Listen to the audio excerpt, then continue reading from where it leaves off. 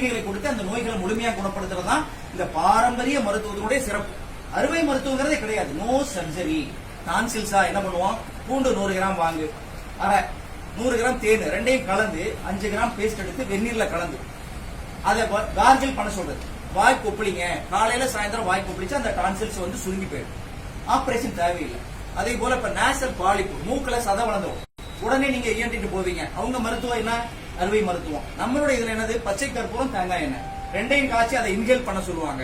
அந்த nasal polyp, அந்த சதை என்னாகும், சுருங்கி போயிடும், மூச்சு ஈஸியா விடலாம், எந்த பிரச்சனையும் தேவையில்லை. அதே போல ஹார்ட்ல ப்ராப்ளம் சொன்னா அவங்க மருத்துவத்தை என்ன பண்றாங்க, ஸ்டண்ட் வைக்கிறாங்க, ஆபரேஷன் பண்றாங்க. அப்போ அந்த காலத்துல இதய நோய் இல்லையா, இல்ல இதயமே இல்லாம போச்சா, நோய் வரலையா? இப்படி நோய் வரலைன்னா எப்படி 4448 நோய்கள் வருதுன்னு கணிச்சிருப்பான். இதய நோயும் உண்டு. அதுக்கு என்ன கொடுத்தாங்க அப்படின்னா இஞ்சி, பூண்டு, மிளகு, இதுதான் மருந்து. அந்த இதய வாழ்வு அடைப்பு ஏற்படாம, ரத்த ஓட்டத்தை சீராக்கி, ரத்த கொதிப்பு இல்லாம, கொழுப்பு சேராம பாதுகாக்கக்கூடிய உணவுப் பொருட்கள் என்னன்னா இஞ்சி, பூண்டு, மிளகு தான். அதனாலதான் சொன்னா 10 மிளகு இருந்தால் பகைவன் வீட்டிலும் சாப்பிடலாம் சொன்னாங்க. காலையில் இஞ்சி, கடும்பகல் சுக்கு, மாலையில் கடுக்காய். எவ்வளவு அழகா சொல்லியிருப்பாங்க. காலையில் இஞ்சி, கடும்பகல் சுக்கு, மாலையில் கடுக்காய், மண்டலம் உண்ண 48 நாட்கள் உண்ணா சாப்பிட்டா கோலை ஊன்றி குறுகி நடப்பவர், கோலை வீசி குழாவி நடப்பாரு.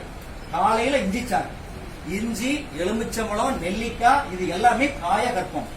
காயகற்பம் அப்படின்னா காயம்னா உடம்பு, உடல், கற்பம்னா நரை, திரை, மூப்பு, சாவு வராமல் தடுக்கக்கூடியது.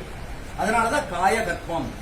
இஞ்சிக்கு அந்த குணம் உண்டு, மிளகுக்கு அந்த குணம் உண்டு, நெல்லிக்காய்க்கு அந்த காயகற்ப குணம், எலுமிச்சம்பழம் காயகற்ப குணம் உள்ளது. அதனாலதான் காலையில் இஞ்சி, அந்த இஞ்சியை இடிச்சு சாறு எடுத்து 5 ml இஞ்சி சாறு 10 ml தேன் கலந்து காலையில வெறுவயத்துல சாப்பிட்டீங்கன்னா காயகற்பமாக இந்த உடலை இந்த இஞ்சி பாதுகாக்கும், நோயே வராது.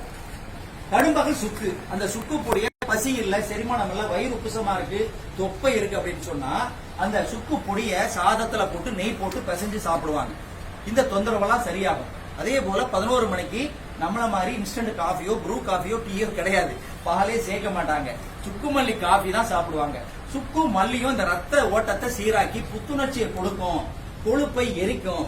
அதனாலதான் அந்த சுக்கு மல்லி காஃபி. கடும்பகல் சுக்கு, மாலையில் கடுக்காய். அந்த கடுக்காய் பொடியை இரவு படுக்கும் பொழுது, கடுக்காயை வந்து தாயை விட உயர்ந்ததா சொல்லுவாங்க. அம்மா வந்து பாலூட்டி, தாளாட்டி, சீராட்டி வளர்ப்பாள்.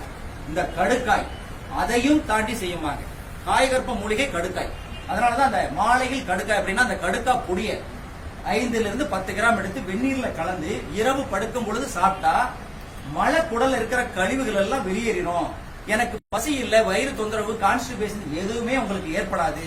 மிகச்சிறந்த ஒரு மருந்தாக காயகற்பமாக நம்மளை பாதுகாத்தது. அதனாலதான் காலையில் இஞ்சி, கடும்பகல் சுக்கு, மாலையில் கடுக்காய், மண்டலம் உண்ண 48 நாட்கள் தொடர்ந்து சாப்பிட்டாவே நோயிலிருந்து நம்மளை பாதுகாக்குன்னு சொல்லலாம். இன்னொரு விஷயம்லாம் சொல்லுவாங்க, 4 விஷயம். இதை நீ ஃபாலோ பண்ண உனக்கு நோயே வராது, ஆஸ்பத்திரி போக வேண்டாம், மருந்து சாப்பிட வேண்டாம். இதையெல்லாம் நம்ம முன்னோர்கள் கடைபிடிச்சுதான் மருத்துவர் இல்லாத காலத்துல 100 வருஷம் வாழ்ந்தாங்க. 4-2 சொல்லுவாங்க. காலை மாலை மலத்தை வெளியேற்றுது, 2 வேளை வெளியே போகணும். அதனாலதான் 4-2, காலை மாலை மலத்தை வெளியேற்றுவது. ஒழுங்கா வெளியே போனாவே நோய் வராது. கண்ணு பார்வை குறையாது, நரைமுடி வராது, ஞாபக சக்தி குறையாது, அதே போல தோல் நோய் வராது, வாய் துர்நாற்றம் வராது, மூட்டு வலி வராது, பசியின்மை என்ற ஒரு கோளாறே நமக்கு எல்லாம் ஏற்படாது. காலை மாலை மலத்தை கழிச்சா நீங்க 2 நாள் போகாம இருந்து பாருங்க, எவ்வளவு பிரச்சனை வருதுன்னு பாருங்க. தலைவலி, தலைபாரம், நரைமுடி, ஞாபக மறதி, எரிச்சல், கோபம், சாப்பிட முடியாது, தூக்கம் வராது, முட்டு வலி எல்லாமே வந்துடும். அதனாலதான் 4-2.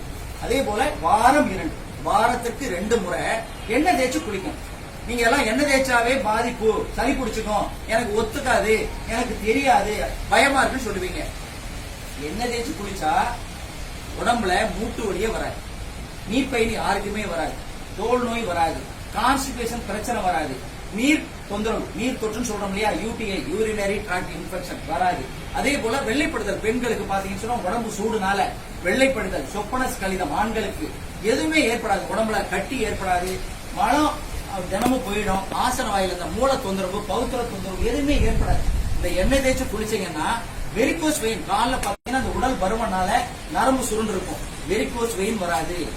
அதனாலதான் அந்த காலத்துல வாரம் 2 சொல்லி எண்ணெய் தேய்ச்சி குளிச்சாங்க, தலைக்கு எண்ணெய் வச்சாங்க. கண் பார்வை நல்லா இருக்கும், ஞாபக சக்தி இருக்கும், ரத்த ஓட்டம் சீராகும், அடைப்பே ஏற்படாது எண்ணெய் தேய்ச்சி குளிக்கிறவங்களுக்கு. அந்த காலத்துல ஏதுங்க ஸ்டண்ட் வச்சாங்க, யார் ஆபரேஷன் பண்ணாங்க, ஆயில் பார்த்து இந்த மாலம் ஒழுங்கா போறது இதெல்லாம் ஒழுங்கா கடைபிடிச்சாங்க, அன்னைக்கு ஆஸ்பத்திரியே போகல. அதே போல மாதம் 2 கணவன் மனைவி உறவை சொன்னாங்க. அடுத்தது வருடம் 2 வருடத்துக்கு 2 முறை வயிறு பேதிக்கு சாப்பிட்டீங்கன்னா எந்த தொந்தரவுமே வராது.